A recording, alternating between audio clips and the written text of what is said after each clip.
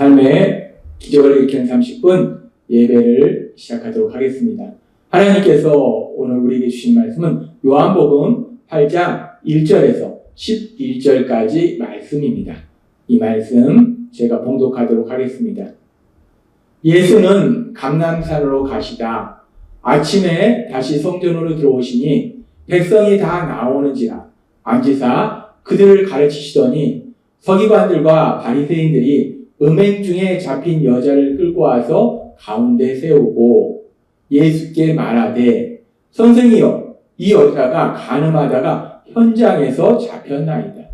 모세는 율법에 이러한 여자를 돌로 치라 명하였거니와 선생은 어떻게 말하겠나이까? 그들이 이렇게 말하면 고발할 조건을 얻고자 하여 예수를 시험함이로라. 예수께서 몸을 굽히사 손가락으로 땅에 쓰시니 그들이 묻기를 마지 아니하는지라. 이에 일어나 이르시되 너희 중에 죄 없는 자가 먼저 돌로 치라 하시고 다시 몸을 굽혀 손가락으로 땅에 쓰시니 그들이 이 말씀을 듣고 양심의 가책을 느껴 어른으로 시작하여 젊은이까지 하나씩 나가고 오직 예수와 그 가운데에 섰는 여자만 남았더라. 예수께서 일어나사 여자 외에 아무도 없는 것을 보시고 이르시되 여자여 너를 고발하던 그들이 어디 있느냐? 너를 정죄한 자가 없느냐? 대답하되 주여 없나이다. 예수께서 이르시되 나도 너를 정죄하지 아니하노니 가서 다시는 죄를 범하지 말라 하시니라. 아멘.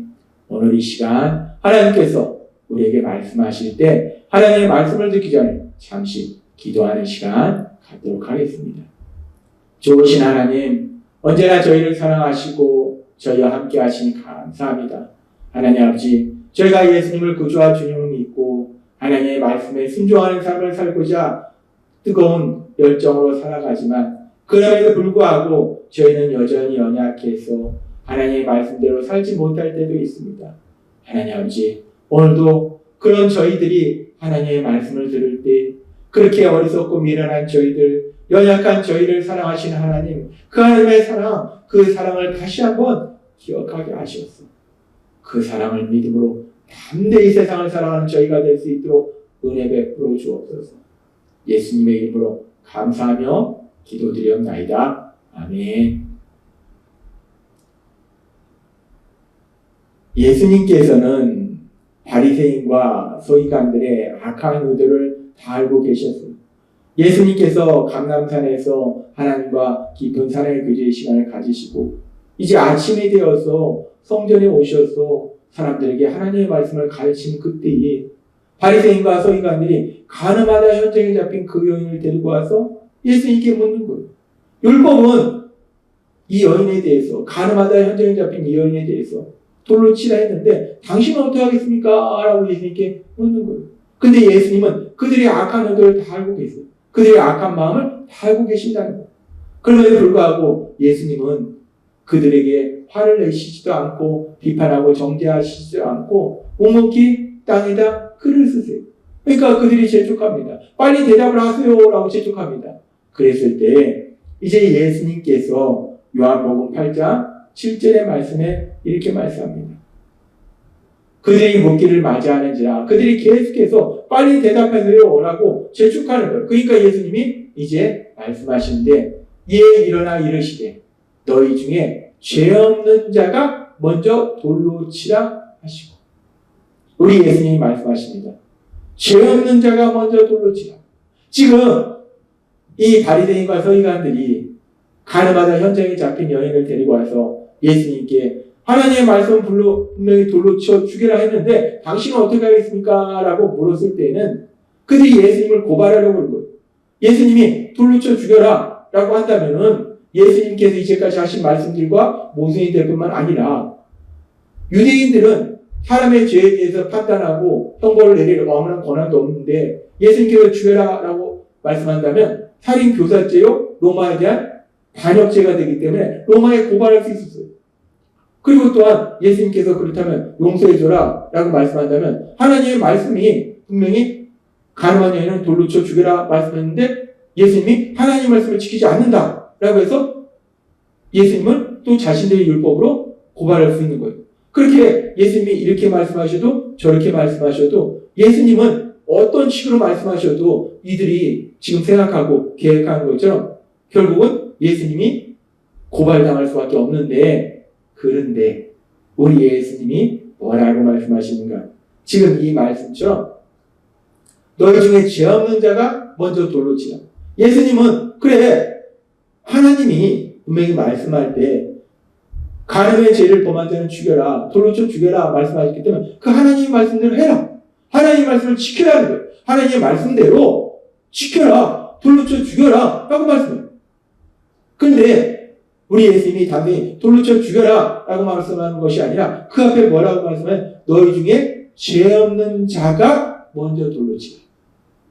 그래 하나님의 말씀대로 돌로 쳐 죽이는 게 맞지? 라고 말씀해요. 하나님 말씀 지켜라고 말씀하는 거예요. 그런데 우리 예수님 말씀대로 하나님 말씀을 지키는데 너희 중에 먼저 돌을 던질 사람은 누가 먼저 돌을 던진가? 죄 없는 사람이 먼저 돌을 쳐라. 여기서 죄 없는 사람이라는 표현은 단순히 이제까지 죄를 짓지 않은 사람뿐만 아니라 그 마음속에 죄를 짓고자 하는 마음이 전혀 없던 사람을 의미해요.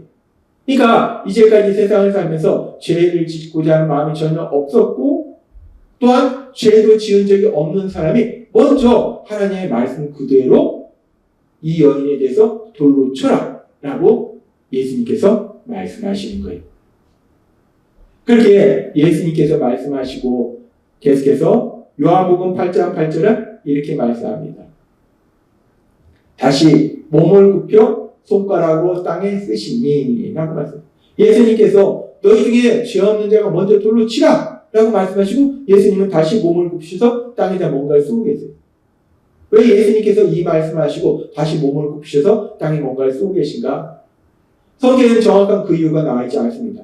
근데 성경학자들이 이 말씀에 대해서 묵상하고 연구할 때 아마도 예수님께서 이제 이 여인을 돌로 쳐 죽이려고 했던 그 많은 사람들, 바리새인, 서기관들, 그리고 주변에 있던 많은 사람들이 우리 예수님의 말씀을 듣고 너희 중에 죄 없는 자가 먼저 돌로 치라라는 이 말씀을 듣고 자신들의 삶을 돌아보고는 그런 시간을 갖도록 하시기 위해서 예수님께서 땅에다 다시 뭔가를 쓰고 계신 것이 아닌가라고 생각해요.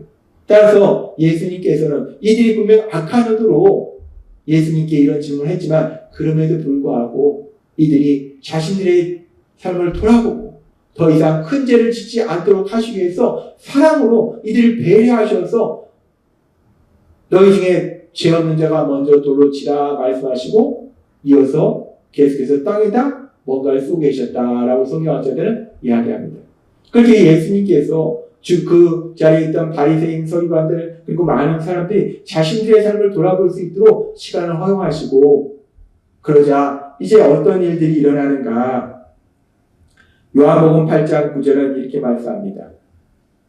그들이 이 말씀을 듣고 너희 중에 죄 없는 자가 먼저 돌로 치라라는 이 말씀, 너희 중에 죄를 짓고자 하는 마음이 이제까지 한 번도 없었고 죄를 지은 적이 한 번도 없는 사람이 먼저 하나님의 말씀 그대로 죄를 지은 이 여인을 돌로 쳐 죽여라 라고 말씀하는 그 말씀을 듣고 양심의 가책을 느껴 어른으로 시작하여 젊은이까지 하나씩 나아가고 그 자리에 있던 사람들이 자신들의 삶을 돌아보고 나는 진정 이제까지 죄를 짓고자 하는 마음이 한 번도 없었는가? 나는 이제까지 살아오면서 한 번도 죄를 지은 적이 없는가? 오래 산 사람일수록 죄를 많이 졌겠죠. 그러니까 지금 보니까 어른으로 시작하여 나이가 많은 사람으로 시작해서 젊은 사람까지 하나씩 그 자리를 떠나는 거예요. 돌을 던질 사람이 없는 거예요. 다 죄를 지는 마음이 있었고 이제까지 살아오면서 죄를 지었다는 거예요. 그러니까 그 누구도 죄가 없는 사람이 없어요. 그러니까 한 명씩 슬그머니 그 자리를 도망가는 거예요. 그리고 오직 예수와 그 가운데서는 여자만 남았더라라고 말씀합니다. 그렇게 그 자리에 있던 많은 사람들, 서기관 바리새인들도 슬금슬금 도망가고 많은 사람들이 모든 사람들이 하나씩 그 자리를 떠나고 이제 예수님과 죄를 짓고 현장에서 잡힌 그 여인만이 그 자리에 있는 거예요. 그리고 요한복음 8장 10절은 이렇게 말씀합니다. 땅에 글을 쓰시던 예수님께서 일어나세요. 예수께서 일어나사 여자 외에 아무도 없는 것을 보시고 이르시되 여자여 너를 고발하던 그들이 어디 있느냐? 너를 정죄한 자가 없느냐? 라고 예수님이 물으세요. 여자여 너를 고발하던 사람이 어디냐? 너를 정죄하는 사가 어디냐? 라고 물으신 거예요. 이 여인은 간음하다 현장에서 잡혔어요. 율법에 분명히 간음하지 말라 말씀하셨고 간음한 자는 죽여라 말씀하셨기 때문에 이 여인은 그 율법을 잘 알고 있는 바리새인과 서기관들에게 간음의 현장에서 잡혔기 때문에 죄를 지는 현장에서 잡혔기 때문에 이제 죽임이 당할 것이다 라고 생각했어요. 그 죽음에 대한 두려움이 있었어요. 뿐만 아니라 간음하다 간음의 죄를 짓다가 현장에서 잡혔잖아요. 그 많은 사람들이 그 사실을 알잖아요. 그러니까 수치심이 있었을 거예요. 사실 이 여인은 자신이 죄를 지었다는 그 부분보다도 죽음에 대한 두려움이 있었고 자신이 그런 간음의 죄를 범한 것을 많은 사람들이 알게 되니까 수치심이 있었어요. 그래서 이 여인은 그 수치심과 두려움에 떨고 있었을 거예요. 그런데 우리 예수님은 말씀하시는데 너를 정죄한 자가 없느냐라는 이 말씀을 통해서 이 여인이 수치심과 두려움에 쌓여있는 그 상황 속에서 이 여인이 지은 죄에 대해서 다시 한번 생각하게 하십니다. 정죄한 자가 없느냐? 너가 지은 그 죄에 대해서 판단하고 결정하는 사람이 없느냐? 너가 지은 그 죄에 대해서 다시 한번 이 여인이 생각할 수 있도록 만드신다는 거예요. 그렇게 수치심과 두려움에 쌓여있던 이 여인이 자신이 지은 죄를 다시 한번 돌아보게 하시고 그리고 요한복음 8장 11절은 이렇게 말씀합니다. 대답하되 주여 없나이다. 예수께서 이르시되 나도 너를 정죄하지 아니하노니 가서 다시는 죄를 범하지 말라 하십니다. 우리 예수님이 말씀하십니다. 나도 너를 정죄하지 않는다라는 말씀. 나도 너를 정죄하지 않는다는 말씀은 너가 죄가 없다라는 말씀이 아니에요. 너는 죄를 졌지만 내가 그 죄에 대해서 판단하고 벌을 내지 않겠다. 즉 그 죄를 용서하겠다라는 말씀.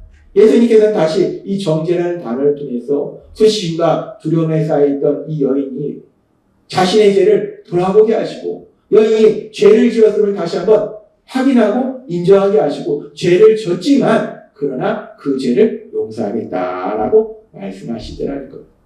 우리 예수님은 말씀하십니다. 나도 너를 정죄하지 아니하노니 라고 말씀하십니다. 이 여인은 죄를 짓는다라고 의심받는 여인이 아니라 그 죄의 현장에서 잡혔어요. 하나님이 말씀하신 십계명의 말씀, 간음하지 말라라는 그 죄를 범하는 현장에서 잡혔어요. 그럼에도 불구하고 예수님은 그 죄의 현장에서 잡힌 분명히 죄를 지은 이 여인에 대해서 말씀할 때 나도 너를 정죄하지 아니하노니 라고 말씀을 통해서 이 여인의 죄를 용서해 주시라는 거예요. 아마도 성경에 기록되지 않았지만 이 여인은 자신의 죄에 대해서 회개했을 거예요. 우리 예수님은 그 여인에 대해서 죄를 용서해 주시라는 거예요. 하나님 예수님께서 죄를 짓다 현장에서 잡힌 그 여인, 분명히 죄를 지은 십계명의 죄를 범한 그 여인에 대해서 나도 너를 정죄하지 아니하노니라고 그 죄를 용서하시는 사랑을 베푸시는 걸 통해서 우리는 다시 한번 하나님께서 우리에게 주신 그 말씀을 생각해 볼 수 있어요. 하나님은 이스라엘 백성들을 향해서 죄를 짓고 있는 이스라엘 백성들을 향해서 또한 우리를 향해서 말씀하실 때 이사야서 55장 7절은 이렇게 말씀합니다. 악인은 그의 길을 불의한 자는 그의 생각을 버리고 여호와께로 돌아오라. 그리하면 그가 긍휼히 여기시리라. 우리 하나님께로 돌아오라. 그가 너그럽게 용서하시리라.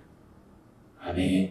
하나님은 말씀하십니다. 우리가 죄를 지었기 때문에 우리는 벌을 받아야 된다라고 말씀하시는 것이 아니라 너희가 죄를 지었을지라도 회개하고 하나님께 돌아오라는 거예요. 회개하라는 거예요. 돌아오라는 거예요. 그러면 그가 너그럽게 용서하시리라. 그가 긍휼히 여기시리라라고 말씀합니다. 하나님 예수님 분명히 죄를 지은 이 여인에 대해서 나도 너를 정죄하지 아니하노니 라고 말씀하신 것처럼 우리 하나님은 우리에게 말씀하신 거예요. 우리가 물론 죄를 짓지 않아야 되지만 죄를 지었다고 해서 우리가 바로 무서운 형벌을 받는 것이 아니라 죄를 지었을지라도 돌아오라는 거예요. 회개하면 하나님께 돌아오면 하나님께서 용서하시고 하나님께서 긍휼히 여기신다라고 말씀한다. 그렇습니다. 우리 하나님은 사랑의 하나님이시기 때문에 죄를 지은 우리에 대해서 벌을 내리기를 기뻐하시는 것이 아니라 그런 우리가 돌이켜 살기를 기뻐하시는 하나님이시기 때문에 우리가 우리의 죄를 회개할 때 우리를 용서해 주시고 우리를 긍휼히 여기시는 하나님이시다. 오늘 우리 예수님의 이 말씀을 통해서 또 이사야서의 말씀을 통해서 어리석고 미련한 우리를 사랑하신 하나님의 그 끝없는 사랑, 한없는 사랑을 다시 한번 기억하고 우리가 세상을 살아가면서 연약함으로 인해서 죄를 지었을 때 그 죄를 회개하고 우리 하나님께 다시 한번 돌아감으로 인해서 우리 하나님이 예비하신 그 놀라운 사랑을 체험하시는 여러분이 되시길 주님의 이름으로 축원합니다. 기도하겠습니다. 하나님 아버지 감사합니다. 오늘도 저에게 주신 말씀처럼 가나마다 현장에 잡힌 여인에 대해서 나는 너를 정죄하지 아니하노니 라고 말씀하신 예수님, 우리가 죄를 지었을지라도 하나님께 돌아오면 용서하시고 긍휼히 여기신다 말씀하신 하나님, 그 하나님의 놀라우신 사랑, 끝없는 사랑이 저희와 함께 하심에 감사드립니다. 예수님의 이름으로 감사하며 기도드리옵나이다. 아멘. 이 시간도 우리 사랑하신 하나님, 그 하나님이신 말씀을 묵상하면서 조용히 기도하는 시간 갖도록 하겠습니다.